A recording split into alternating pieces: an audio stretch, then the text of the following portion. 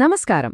ఈరోజు మనం ఒక చాలా పెద్ద సంచలనాత్మక విషయం గురించి మాట్లాడుకోబోతున్నాం. భక్తికి విశ్వాసానికి కేంద్రంగా ఉండే ఓ ఆలయంలో జరిగిన భారీ దోపిడీ, దాని వెనక్కున్న చిక్కుముడులను ఇప్పుడు విప్పుదాం. అసలు ఇదేదో మామూలు దొంగతనం అనుకుంటే పొరపాటే. ఇది ఏకంగా ఆలయంలోని అత్యంత పవిత్రమైన కానుకల విభాగం, అంటే ఆ పరకామడిలో జరిగిన ఒక పెద్ద దోపిడీ.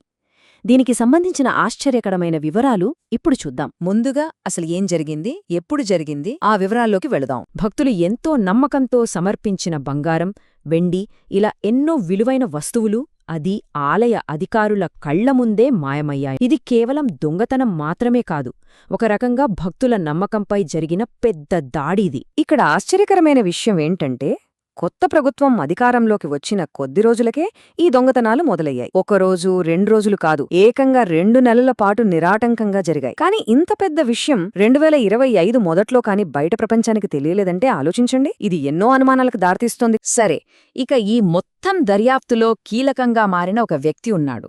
అతని కథ ఏంటో చూద్దాం. అధికారుల దర్యాప్తు మొత్తం కంచలయ్య అనే ఒక ఉద్యోగి చుట్టూ తిరిగింది. ఇక్కడే అసలు ట్విస్ట్. అతను ఎవరో బయటి వ్యక్తి కాదు, ఆలయంలోనే పనిచేసే ఒక ఉద్యోగి. సో ఇది ఇన్సైడర్ జాబ్ అనమాట. దీంతో కేసు ఒక్కసారిగా చాలా సంక్లిష్టంగా మారిపోయింది. విచారణలో కంచలయ్య ఏం చెప్పాడంటే, కానుకలను చాలా సింపుల్గా కానీ చాలా తెలివిగా దొంగిలించి బయట అమ్మేసినట్లు ఒప్పుకున్నాడు. అతని పద్ధతి చాలా సింపుల్గా ఉన్నా చాలా ఎఫెక్టివ్గా పనిచేసిందనమాట. ఇంత పెద్ద దొంగతనం జరిగింది కదా, మరి అధికారులు ఏం రికవర్ చేయగలిగారు?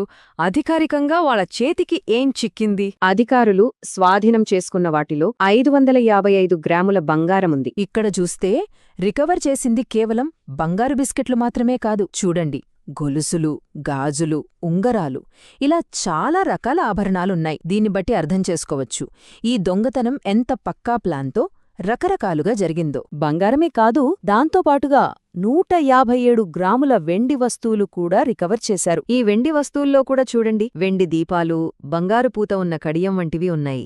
ఇవి కేవలం వెండి, బంగారం ముక్కలు కాదు కదా, భక్తుల మనోభావాలతో, వాళ్ల నమ్మకాలతో ముడిపడి ఉన్న పవిత్రమైన వస్తువులు. అయితే కథ ఇక్కడితో అయిపోలేదు. అసలు మలుపు ఇప్పుడే మొదలవుతుంది. ఈ రికవరీ, ఈ విచారణ సమాధానాల కన్నా ఎక్కువ ప్రశ్నలనే మిగిల్చాయి. ఇక్కడ అందరి మదిలో మెదులుతున్న ప్రశ్న ఒకటే: ఇంత పెద్ద ఆర్గనైజ్డ్ దొంగతనం కేవలం ఒక్క వ్యక్తితో మొదలై అతనితోనే ఎలా ముగిసిపోతుంది? దీంతో చాలా అనుమానాలు మొదలయ్యాయి. కంచల్య నిజంగా ఒంటరిగా ఈ పని చేశాడా, లేక తెర వెనుక ఉన్న ఒక పెద్ద కుట్రలో అతను కేవలం ఒక పావు మాత్రమేనా?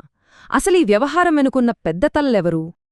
ఇప్పుడు చూడండి, ఈ కేసు కేవలం ఒక దొంగతనంలా కాకుండా నెమ్మదిగా ఒక పెద్ద రాజకీయ వివాదంగా ఎలా మారిందో ఇక్కడే ఒక ఆసక్తికరమైన పోలిక చూద్దాం. ఇంతకుముందు ప్రభుత్వ హయాంలో కేవలం 76,000 రూపాయల దొంగతనం జరిగితే దానిపై విచారణ జరిపి ఏకంగా 15 కోట్ల విలువైన ఆస్తులు బయటపెట్టారు. మరి ఇప్పుడు ఇంత పెద్ద ఎత్తున బంగారం, వెండి దోపిడీ జరిగితే విచారణ ఎందుకు కేవలం ఒక్క వ్యక్తికి, కొద్దిపాటి రికవరీకి మాత్రమే పరిమితం చేశారు? ఈ ప్రశ్నప్పుడు చాలా గట్టిగా వినిపిస్తోంది. కేసును త్వరగా క్లోజ్ చేయాలనే ఉద్దేశంతోనే కావాలనే విచారణను కంచలాయ వరకే పరిమితం చేస్తున్నారనే ఆలోచనలు కూడా వస్తున్నాయి. సో అసలు పాయింట్ ఏంటంటే, ఒకవేళ కంచలయ్య ఒక్కడే కాకపోతే ఈ మొత్తం వ్యవహారాన్ని వెనుకుండి నడిపించిన ఆ పెద్ద తలకాయలు ఎవరు? దీంతో సహజంగానే ప్రభుత్వంపై ఒత్తిడి బాగా పెరిగిపోయింది.